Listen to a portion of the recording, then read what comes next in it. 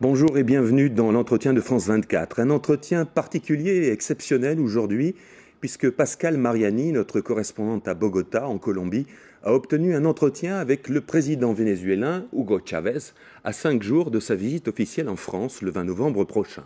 Président controversé, c'est le moins que l'on puisse dire, dont on attend qu'il contribue au règlement pacifique de la crise des otages colombiens, au nombre desquels figure la franco-colombienne Migrid Betancourt, mais dont on connaît également les diatribes populistes anti-occidentales, matinées de néo-marxisme et de christianisme social, qui ont conduit Hugo Chávez à accueillir récemment très chaleureusement le président iranien Mahmoud Ahmadinejad, histoire de sceller un front anti-américain. Bref, qu'il plaise ou qu'il déplaise, le président vénézuélien ne laisse pas indifférent, et je vous laisse maintenant regarder cette interview. Donc je vais en France parce que j'ai été invité par Sarkozy et je le remercie. Il m'a dit déjà au téléphone qu'il souhaitait que nous devenions de bons amis. Mais le thème principal, c'est celui de l'échange humanitaire, échange dans lequel se trouve Ingrid. Je crois que je vais amener de bonnes nouvelles à Sarkozy et je vais lui demander un certain nombre de choses. Il veut et il peut aider dans ce processus. Et il peut aider à trouver une voie de sortie, un accord entre le gouvernement du président Uribe et le secrétariat des FARC. J'espère pouvoir amener une preuve qu'elle est encore en vie. Je n'ai pas encore cette preuve, mais j'espère pouvoir l'avoir avant d'arriver à Paris le 20. Et comment la France peut-elle faciliter cet échange humanitaire ? Je crois que c'est un thème assez sensible. Je vais en parler avec le président.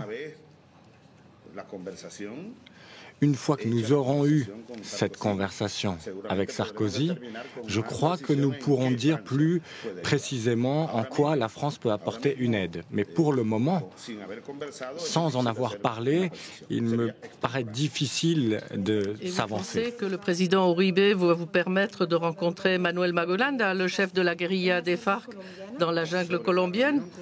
En ce qui concerne la réunion avec Marulanda, moi je l'ai déjà dit à Sarkozy, je crois que cette réunion est nécessaire.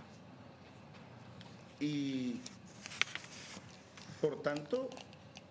donc, il va falloir faire tout ce qui est en notre pouvoir pour que cette réunion ait lieu.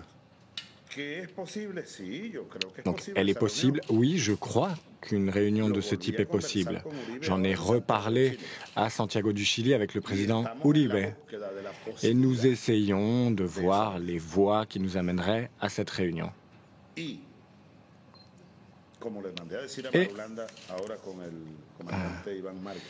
j'ai dit au commandant Ivan Márquez, j'en ai parlé à de nombreuses reprises avec lui, qu'il dise à Marulanda, si cette réunion a lieu entre Chávez et Marulanda, Chávez ne va pas pouvoir sortir les mains vides de cette réunion.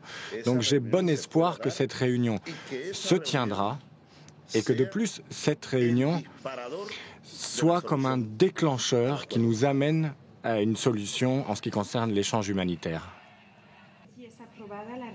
Si la réforme constitutionnelle est approuvée, vous pensez être président à vie ? Je ne sais pas.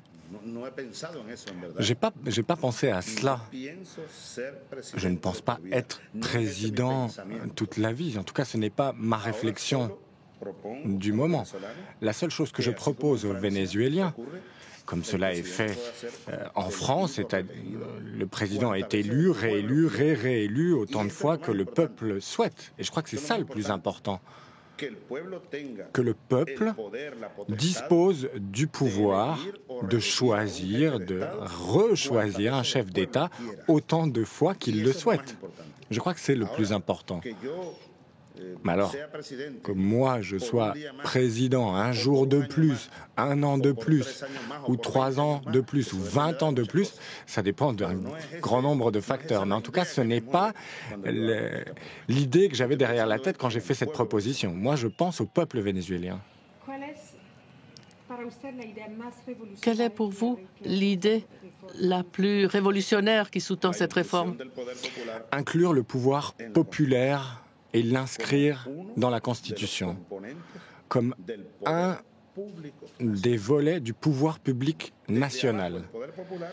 Par la base, le pouvoir populaire va donner une nouvelle forme au pouvoir, une nouvelle géométrie au pouvoir. Cette géométrie comprend des nouvelles limites et qui suppose une grande révolution morale, une grande révolution sociale, une grande révolution politique. Parce que là, nous parlons de démocratie directe, de démocratie pleine. C'est la raison pour laquelle nous disons que le socialisme est profondément démocratique. Et de plus, une grande révolution économique. Et tous ces éléments vont créer un système de canaux très puissants qui vont permettre d'apporter le pouvoir aux communautés, de redonner le pouvoir au peuple. Ce n'est que de cette manière que nous allons pouvoir mettre fin à tous les maux que nous avons hérités du passé. C'est mieux que la Révolution française, beaucoup plus avancé que la Révolution française. L'anti-impérialisme a repris des forces. Cuba, jusqu'à il n'y a pas très longtemps, était le seul pays du monde qui était vraiment debout face au drapeau anti-impérialiste. Ensuite, nous sommes joints à ce mouvement.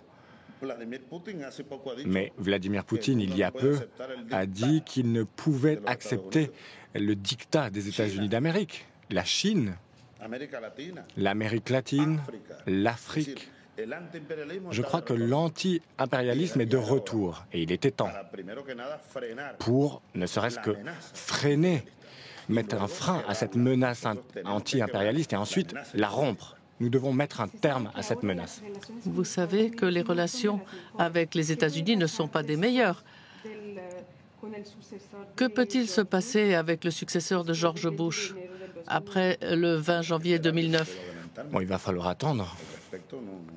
Je ne sais pas, je ne suis pas devin. Saint Augustin disait « voir pour croire ».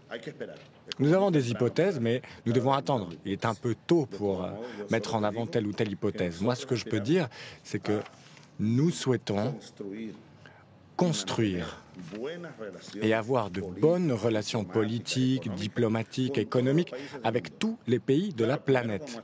Bon, bien sûr, avec nos alliés, mais ensuite avec tous les autres, même s'il y a des différences idéologiques, des visions politiques différentes, des visions économiques différentes, même s'il y a des contradictions, des projets qui diffèrent, qui sont divergents, nous voulons avoir des bonnes relations, notamment les États-Unis. Et vous avez une visite prévue à Téhéran. Que pensez-vous de la décision de Téhéran de poursuivre son programme nucléaire? Sur ce sujet, moi j'espère que l'Iran, l'Agence internationale de l'énergie atomique, les pays européens, la Russie, pourront nous garantir à tous que les pronostics néfastes de George Bush ne seront pas une réalité. Lui, il parle de guerre, d'invasion, de troisième guerre mondiale, de guerre nucléaire. Il n'y aura pas de quatrième guerre mondiale après une troisième guerre mondiale, puisque ça serait la fin du monde. Ce serait une guerre mondiale nucléaire, ce serait l'hécatombe. Donc, je pense que nous allons pouvoir construire petit à petit une solution diplomatique. Moi, j'exige le respect pour l'Iran. Nous sommes aux côtés de l'Iran. Je ne crois pas que l'Iran soit en train de construire la bombe atomique. Non, je ne le crois pas. Ça fait des années que je me rends à Téhéran, à Isfahan, dans le Golfe Persique. L'Iran est en train de développer l'énergie nucléaire à des fins pacifiques, j'en suis convaincu. Le Venezuela va le faire également. Nous allons mettre en place l'énergie nucléaire à des fins pacifiques. Le Brésil le fait, l'Argentine le fait. Et je crois qu'un très grand nombre de pays vont devoir passer par ce nucléaire civil pacifique, car c'est un des éléments de la formule qui va permettre de faire face à la crise énergétique qui s'approche. Les ressources en pétrole sont en train de baisser, le prix du pétrole augmente, la contamination, la pollution atmosphérique est présente, le changement climatique est là, c'est la fin de l'équilibre sur la planète, donc c'est un besoin. L'Europe ne peut pas suivre le chemin des États-Unis. Nous avons besoin que l'Europe ait une vision du monde différente de celle des États-Unis. Il faut que l'Europe regarde l'Amérique latine avec des yeux différents, qu'elle voit au-delà de la dictature mondiale, capitaliste. Bon, pour le moment, il n'y a pas de grande différence de notre point de vue. Ils nous voient toujours comme un marché, comme des consommateurs. Ils ne nous voient pas comme des êtres humains. Ils nous voient plus en tant que consommateurs qu'en tant qu'êtres humains. Nous sommes le marché. Combien allons-nous pouvoir vendre sur place? Quels sont les bénéfices que nous allons pouvoir tirer de ces investissements? Où sont les meilleures chances d'acheter des entreprises? Mais ensuite, ils emmènent leurs bénéfices chez eux. Ils n'aident pas vraiment ces pays à sortir de la misère et des retards. Nous avons besoin d'une nouvelle Europe. Voilà, c'était donc l'entretien qu'a réalisé notre correspondante Pascale Mariani avec Hugo Chavez. Le personnage, vous avez pu le constater, dérange ou fascine.